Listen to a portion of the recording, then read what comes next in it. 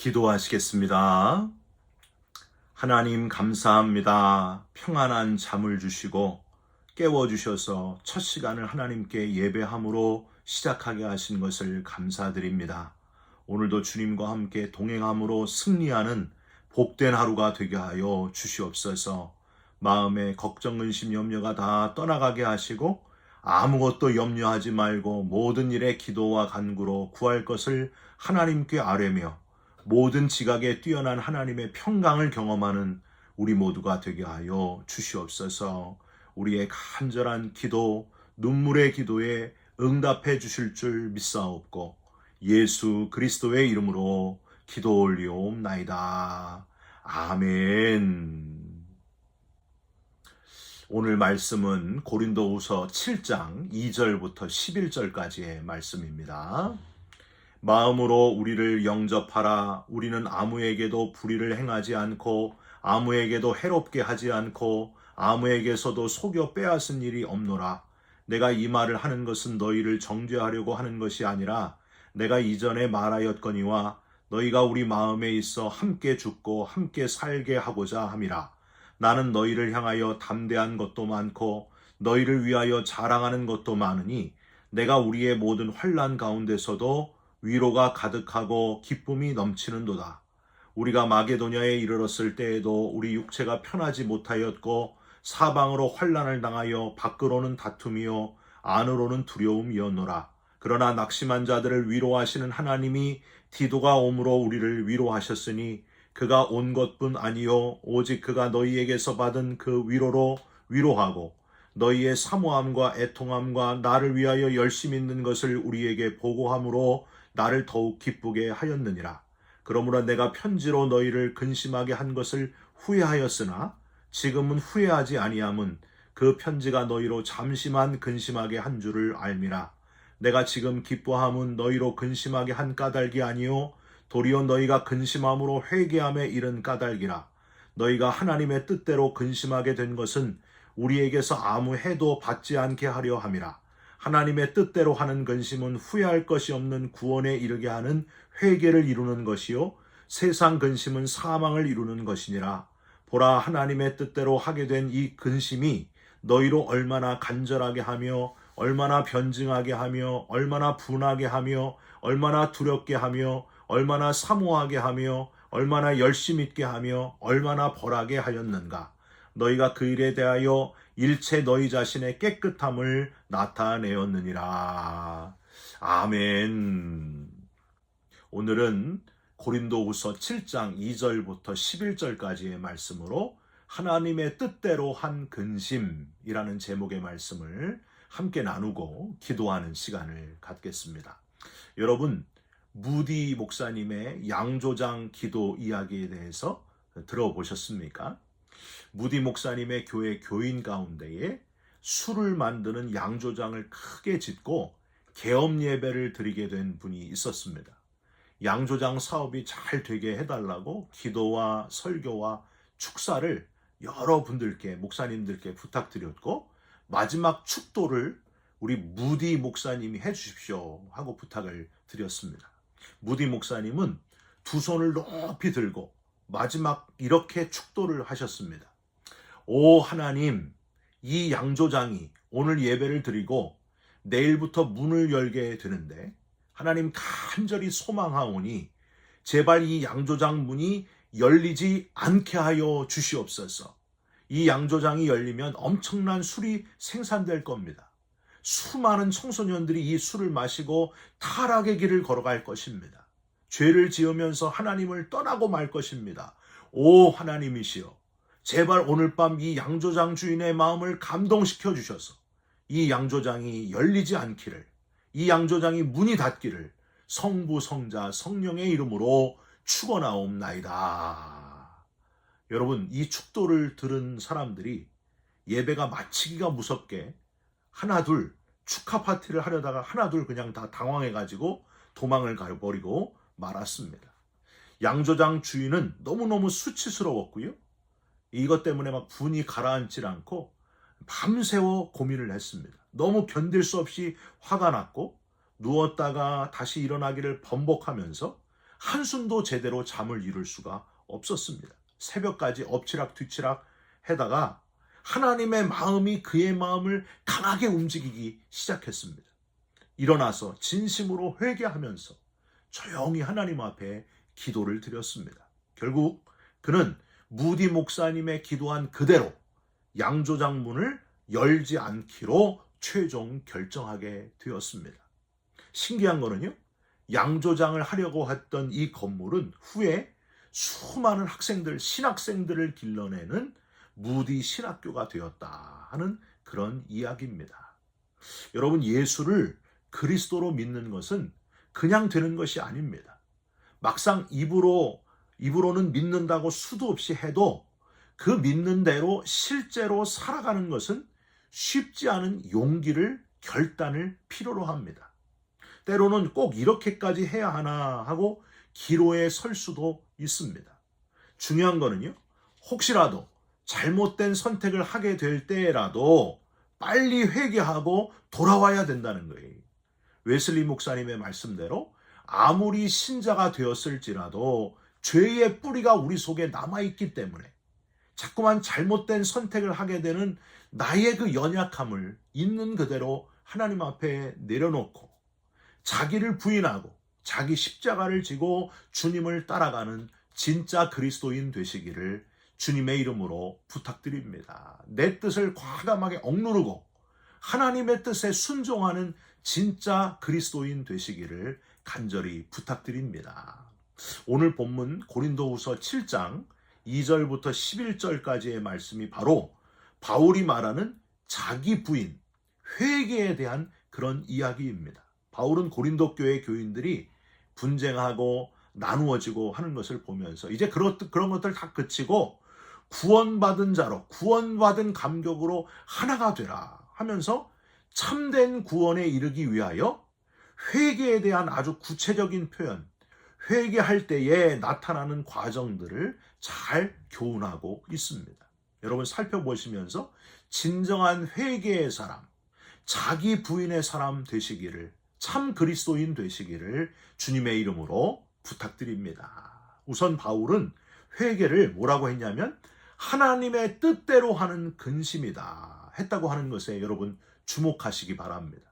오늘 본문 8절에 보니까요, 중요한 편지 이야기를 해요. 특별히 바울이 고린도 교회 교인들에게 잘못을 나무라는 편지를 먼저 보냈다 하는 걸 알 수 있습니다. 그러므로 내가 편지로 너희를 근심하게 한 것을 후회하였으나 지금은 후회하지 아니함은 그 편지가 너희로 잠시만 근심하게 한 줄을 아노라. 여기서 이 편지는요, 엄한 편지, 즉 고린도후서 2장 3절에서 4절에 나오는 눈물의 편지를 가리키는 것으로 여겨집니다. 고린도 전서를 가리킨다는 학자들도 있습니다. 중요한 거는요, 눈물의 편지이건 고린도 전서이건 간에 고린도 교인들이 아주 따끔하게 느낄 만큼 꾸짖는 내용의 그런 편지였다는 것이 확실합니다. 우리가 이러면 안 되지. 이 편지를 받고 우리가 이래서는 안 되지. 하나님과 우상을 겸하여 섬기면 안 되지. 우리가 서로 나누어져서는 안 되지. 오직 하나님만을 섬기고 서로 하나 돼야지. 그렇게 깨닫게 하는 편지, 마치 부모님이 자식을 사랑하는 마음으로 보낸 편지와 같이 사랑의 마음을 담은 책망의 글이 있는 편지였다는 것이 분명합니다. 여러분, 바울은 이런 편지를 보내고 나서요, 후회했지만은 8절 끝의 표현을 보시면 잠시만 근심하게 될 것이다, 이렇게 생각했습니다. 9절에 보니까 결국 바울은 기뻐하게 된 것을 우리는 알게 됩니다. 근심함으로 회개함에 이르게 된 것을 보면서 기뻐하고 너무너무 기뻐했던 바울, 여기서 우리가 첫 번째로 깨달아야 될 것, 회개를 하나님의 뜻대로 근심하게 된 것이라고 표현하는 바울의 이 표현을 보면서 하나님의 뜻, 즉 올바른 길을 깨닫게 되는 것, 근심과 잠시의 아픔이 있지만은 내 감정 상함보다도 중요한 하나님의 뜻을 알게 되는 것이야말로 진정한 회개구나 하는 걸 우리는 여기서 깨달을 수 있습니다. 그래서 바울은 9절과 10절과 11절에 계속해서 하나님의 뜻대로 하는 근심, 하나님의 뜻대로 하는 근심의 표현을 반복해서 쓰고 있는 거예요. 9절 중간에 너희가 하나님의 뜻대로 근심하게 된 것은 10절에도요. 하나님의 뜻대로 하는 근심은 후회할 것이 없는 구원에 이르는 회개를 이루는 것이요. 11절에도 보라 하나님의 뜻대로 하게 된 이 근심이 너희로 얼마나 간절하게 하며. 정말 이게 하나님의 뜻인가? 내가 지금 이 일을 해서 돈을 버는 것이 하나님의 뜻에 맞는가? 아니면 내 욕심인가? 내가 지금 이런 선택을 하는 것이 과연 하나님의 그 깊으신 뜻에 맞는 것인가 아닌가? 이런 아주 진지한 고민과 혹시 손해나 아픔이 있더라도 그걸 감내해야 하는 그게 바로 회개라는 거예요. 진정한 회개, 진정한 그리스도인의 모습이 바로 그 모습이라고 하는 겁니다. 여러분 여호수아 5장에 보면은요. 이제 그토록 가고 싶었던 참 가깝고도 먼 길을 돌아 가나안 땅, 그렇게 들어가고 싶었던 가나안 땅, 여리고성에 들어가기 직전에 하나님이 이스라엘 백성들에게 특별한 명령을 내리신 것이 나와 있습니다. 그게 뭐예요? 할례를 행하라 하는 명령이었습니다. 여러분 이제 여리고성을 시작으로 치열한 전쟁이 앞에 수도 없이 닥쳐왔는데 갑자기 할례라니. 여러분 지금 요새 시대처럼 수술이 발달된 것도 아니고 이 남자들이 할례를 받으면은요 모든 남자들이 고통 속에서 참 오랜 시간을 보내야 됩니다. 너무너무 힘들었을 텐데 아마도 백성들의 불만이 이만저만이 아니었을 거예요. 그런데도 하나님은 왜 도대체 이 정복전쟁 직전에 할례를 해라고 하셨는가? 할례를 시행하게 하셨는가? 이 가나안 정복전쟁은 이스라엘 백성들 너희들이 싸우는 게 아니라는 것을 알려주시기 위함이었습니다. 내 힘 가지고 싸우는 전쟁이 아니다. 전쟁은 하나님이 하시는 것이고 너희는 먼저 거룩해야 된다. 성결해야 된다. 하나님 앞에서 깨끗하라. 이게 더 중요하다. 전쟁은 내가 이기게 할 것이다. 할례로 훈련이 된 백성들은요. 뒤에 어떻게 돼요? 하루에 한 바퀴씩 마지막 날 일곱째 날 7바퀴를 돌 때에 그 엄청난 견고한 강한 여리고성이 와르르 무너지는 것을 보고 이제 깨닫게 되었을 겁니다. 아, 이거구나. 이래서 하나님이 먼저 할례를 행하라고 하셨구나. 하나님이 옳습니다. 하나님이 맞습니다. 하나님의 뜻이 있었습니다. 사랑하는 성도 여러분, 내 생각을 내려놓고요. 진지하게 다 내려놓고 하나님의 뜻을 구하는 저와 여러분이 되시기를 주님의 이름으로 부탁드립니다. 내 뜻을 내려놓고 하나님이 도대체 뭘 원하시는가? 잘 모르지만 하나님의 뜻을 잠잠히 기다리면 결국에는 그 뜻을 깨닫게 된다는 거예요. 여러분 조금 더 참고 기다리시기를 주님의 이름으로 축원드립니다.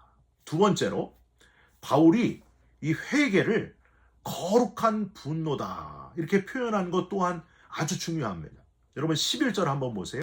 보라 하나님의 뜻대로 하게 된 이 근심이 너희로 얼마나 간절하게 하며 얼마나 변증하게 하며 얼마나 분하게 하며 얼마나 두렵게 하며 얼마나 사모하게 하며 얼마나 열심 있게 하며 얼마나 벌하게 하였는가.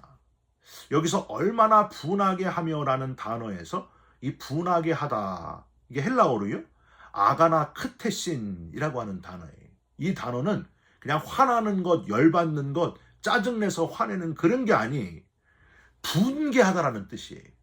올바르지 않은 걸 보면서 일어나는 그 의로운 분노를 뜻할 때 사용하는 단어가 바로 이 아가나 크테신이라는 단어입니다. 그러니까 하나님의 그 깊으신 뜻을 깨닫고 내 자신의 과거의 모든 죄, 지금의 내 모습을 다 돌아보게 되면은 거룩한 분노가 일어나. 내가 너무 부끄러워가지고 내 자신을 향하여 일어나는 분개심. 내가 너무 용서가 안 되는 거예요. 이게 바로 회개라고 하는 거예요. 하나님의 뜻에, 하나님의 거울에 나를 비추어 보니 내 죄가 너무 커서 고개를 들 수가 없어서 하염없이 눈물이 나는 상태에 이게 바로 거룩한 분노요 회개라고 하는 거예요. 여러분 다윗이 우리아의 아내 밧세바를 취하고 우리아를 전쟁터에서 죽인 살인죄를 살인 저지른 그 죄를 진심으로 회개하면서 지은 시편이 뭐예요? 시편 51편 아닙니까? 죄라는 단어가 시편 51편에 절절마다 얼마나 많이 나오는지 몰라요. 자기를 향해서 자기 죄를 보고서 아주 의로운 분노가 일어나는 거예요. 분개가 일어나는 거예요. 아가나 크테신이 일어나는 거예요. 어떻게 이런 인간이 있는가? 간음죄를 저지르고 살인죄를 저지른, 2번이나 연속해서 아주 나쁜 죄를 저지른 이 죄인, 내가 너무 싫은 거예요. 이 거룩한 분노. 하나님이여, 나는 죄인입니다. 고개도 들 수가 없습니다. 내 속에 정한 마음을 창조하시고 내 안에 정직한 영을 새롭게 하여 주시옵소서. 내 죄를 도말하여 주시옵소서. 내 죄가 항상 내 앞에 있나이다. 사랑하는 성도 여러분, 우리가 주님 앞에 올 때마다, 주님 앞에서 예배할 때마다 내가 얼마나 하나님 앞에 큰 죄인인지를 깨닫게 되고 나 자신 스스로에게 거룩한 분개, 분노가 일어나는 아가나 크테신의 역사가 일어나시기를 주님의 이름으로 부탁드립니다. 사람마다요, 자기 자신에게는 얼마나 한없이 관대한지 몰라요. 그런데 다른 사람에게는 너무 인색해요. 아주 가차없어요. 저와 여러분은 반대로 하나님 앞에서 나를 철저하게 내 자신을 보면서 내 자신에게는 엄격하고 다른 사람에게는 관대한, 한없이 관대한 사람, 나 같은 죄인도 용서받았는데 용서 못할 사람이 어디 있는가? 다 연약해서 그렇지 원래 저 사람이 저런 사람이 아니다.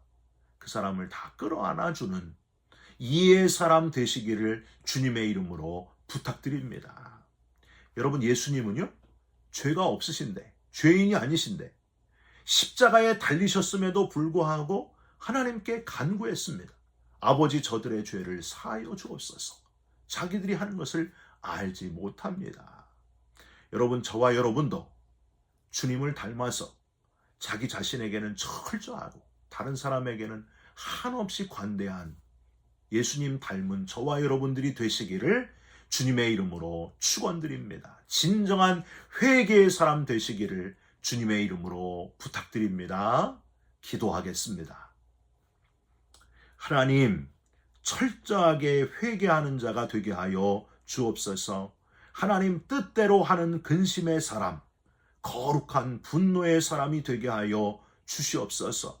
죄 없으신 분이 마지막까지 다른 이들의 죄를 사하여 달라고 구하셨던 것처럼 우리도 주님의 발자취를 따라가는 주의 자녀들이 되게 하여 주시옵소서. 예수 그리스도의 이름으로 기도 올리옵나이다. 아멘. 하늘에 계신 우리 아버지여, 이름이 거룩히 여김을 받으시오며 나라가 임하시오며 뜻이 하늘에서 이룬 것 같이 땅에서도 이루어지이다. 오늘 우리에게 일용할 양식을 주옵시고 우리가 우리에게 죄진 자를 사하여 준 것 같이 우리 죄를 사하여 주옵시고 우리를 시험에 들게 하지 마옵시고 다만 악에서 구하옵소서. 나라와 권세와 영광이 아버지께 영원히 있사옵나이다. 아멘. 사랑하는 성도 여러분, 내 죄를 철저히 회개하면서 나에게는 아주 철저하고 다른 사람에게는 이해해주고 관대한 예수님을 닮은 저와 여러분 되시기를 간절히 부탁드립니다. 여러분 사랑합니다. 축복합니다. 감사합니다.